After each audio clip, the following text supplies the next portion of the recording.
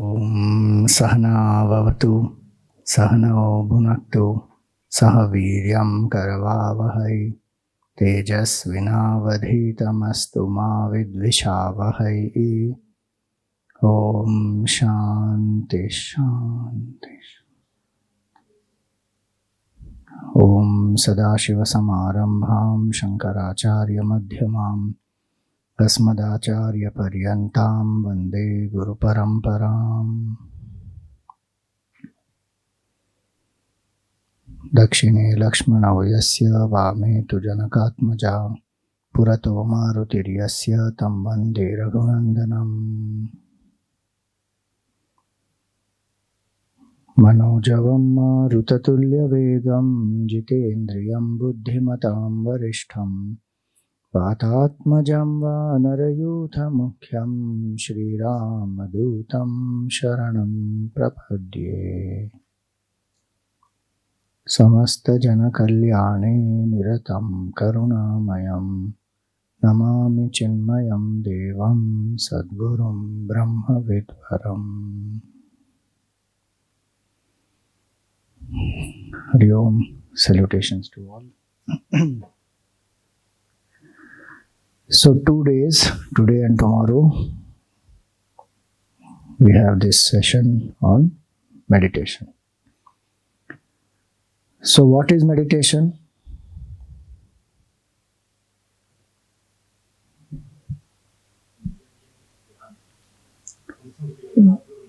Concentration of the mind. So concentration and meditation, are they the same?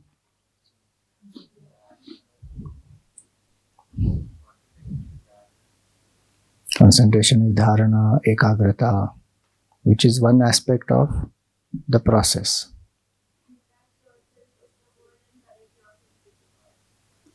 Detach from the world, connect with God. So that is a process, correct? Which we call as nididhyasan. Detach from who I am not, attached to who I am. So being thoughtless, okay? So that is what one thinks I want to be, and that's what one is striving for in meditation. But is that what is necessary? Because every night I become thoughtless in deep sleep. Does thoughtlessness really make me different, transform me?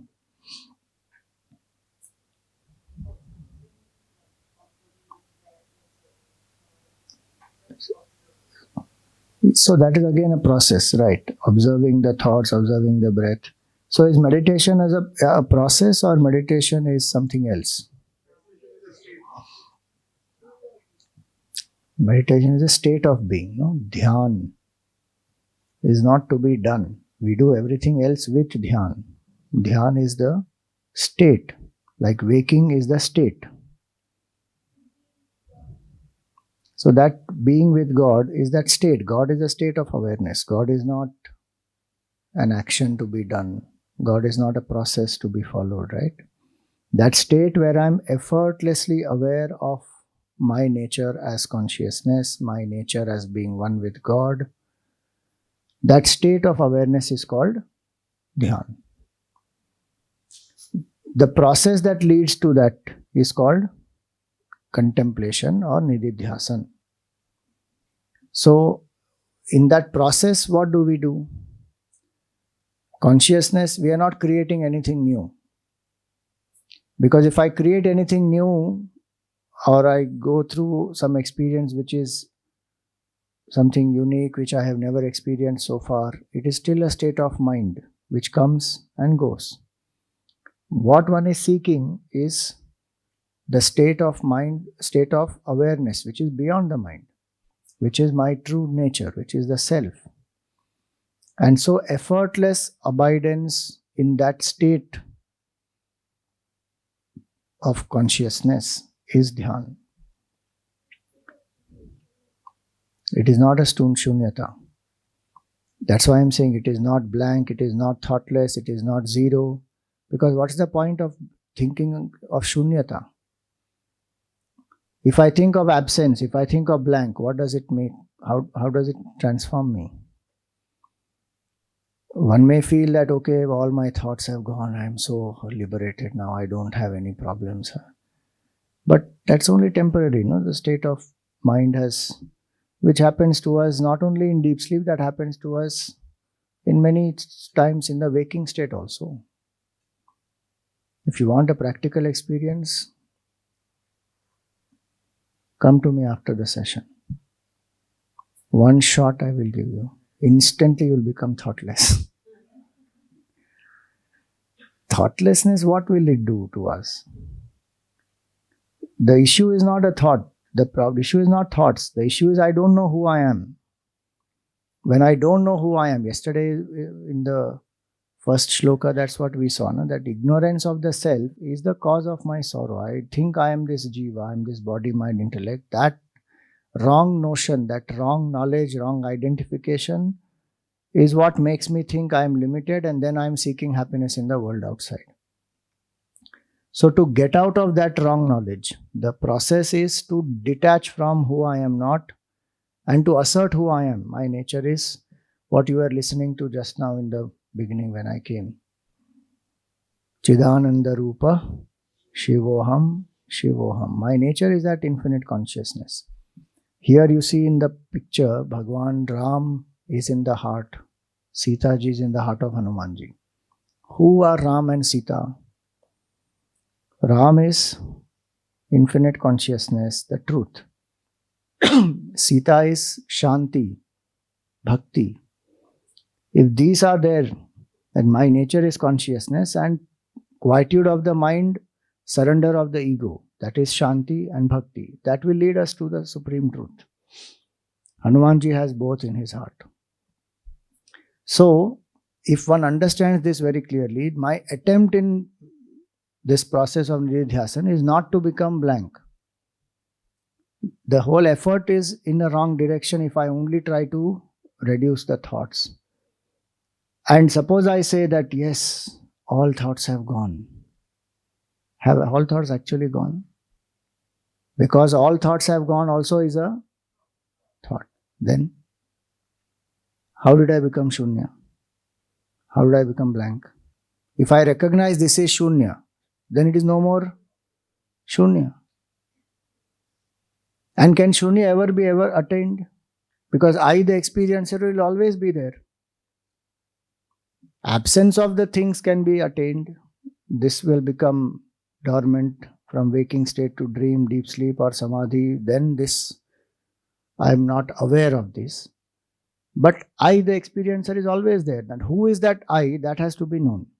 That true I has to be known. Today I don't know the true I only know the false. I am identified with the limited. So that process of detaching from who I am not and asserting who I am to come to finally abide in that state, that is called dhyan, avastha of dhyan.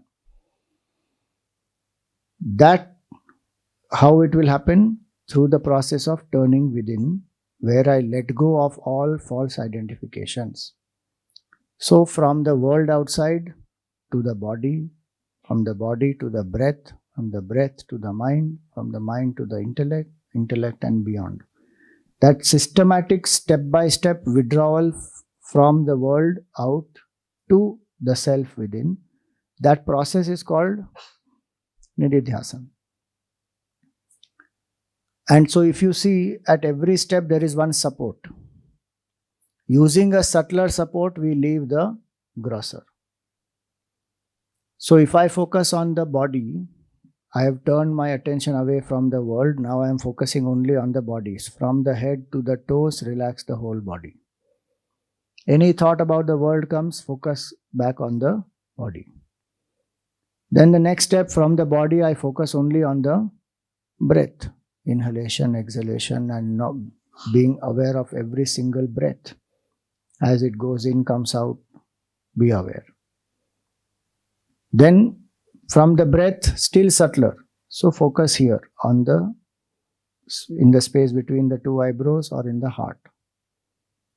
Visualize a circle, either of the places, wide circle, and invoke the form. So now I am holding on to only the form.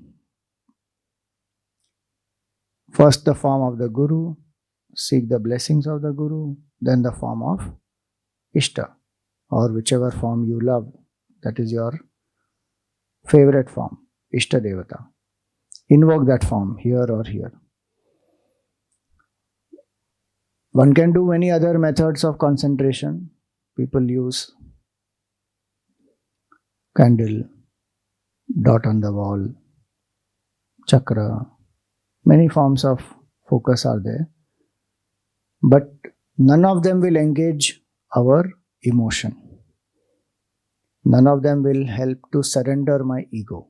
The form will help me to do that. We build a relationship with the form. And these forms are real. Please remember that.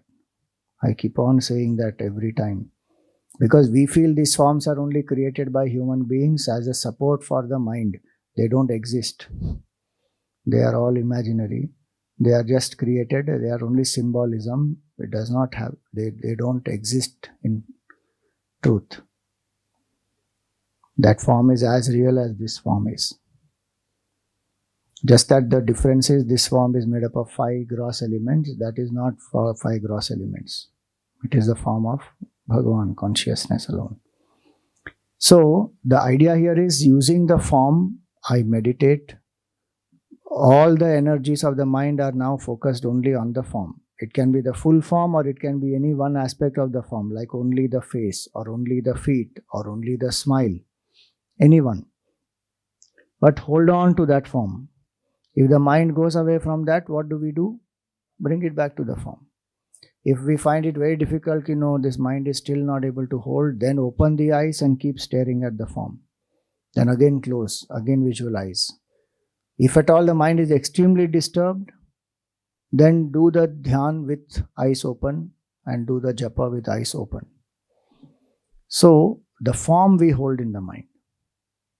So, what have I done? From the many thoughts of the world, I came to body. Limited the thoughts only to the body. From the body, I came only to breath.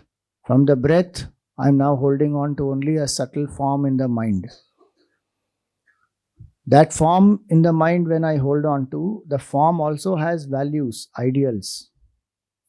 Every picture that I send in, if I send in the values with that, it will go deep and cleanse my subconscious mind also. So like we saw yesterday, when we discussed Hanumanji, when we think of the word Hanuman, what picture comes? And many of you said certain things. Then we said, what is the quality that comes? So somebody said strength, somebody said devotion, somebody said service. So all those values, whatever I feel Hanumanji represents, if I keep visualizing the form of Hanumanji, I'm internalizing all those values. So that is why form is very important. And if I understand that this is the form of the Supreme Lord, Bhagavan, the Creator, Sustainer, Destroyer, then what do? Surrender. Build one relationship, the predominant relationship that I have, predominant emotion that I have to build that relationship. Like Hanumanji's relationship with Bhagavan Ram is of a servant to a master. Sevak bhav he has. Sudama's relationship to Bhagavan Krishna is friend. Ram Krishna's relationship with Mother Kali, he is a child. Like that, it can also be Bhakta and Bhagavan. I am the devotee, he is the Lord. It can be anything, friend, beloved. Mirabai's relationship is beloved. Whatever is the predominant emotion I have, that I have to build with the Lord, the bhav. With that bhav only I should do the dhyan, do the meditation actually. Again, I'm saying do meditation because colloquial usage. It is actually do contemplation. We can't do meditation. We can only be in the state of meditation. So, focus on the form, internalize the values, choose one name and do the japa of that. Holding the form in the mind, do the japa. So, today we will do on Hanumanji. So, the japa is on the mantra Om Ham Hanumate Namaha. O is long, okay? and hum is a bija mantra. So Om Hum Hanumate Namaha. Repeat 3 times. Om Hum Hanumate Namaha. Om Hum Hanumate Namaha. Om Hum Hanumate Namaha. So this is called Moola Mantra of Hanumanji. The main basic mantra of Hanumanji is this. So with the mantra, when we chant, keeping the form in the mind, invoking the grace, surrendering to Bhagwan, single pointedly we chant the mantra certain number of times. Then the last step comes is we contemplate on the Swarupa of Bhagwan. What is the nature of Bhagwan? Is consciousness. How I am one with that consciousness. And be silent after that. So this is what we do in the process. This process is called Nididhyasan. And this will lead us to the state which is called Dhyan. And definition of Dhyan is what? Effortless awareness of my true nature. That is called Dhyan. Sahajam Swarupasya Bhanam. Swarupasya Sahajam Bhanam Dhyanam Uchyate. Swami Tejomayananji beautifully mentioned in Dhyana Swarupam. There's a book called Dhyana Swarupam. In that Guruji writes this. Dhyanam nama swarupasya sahajam bhanam uchyate.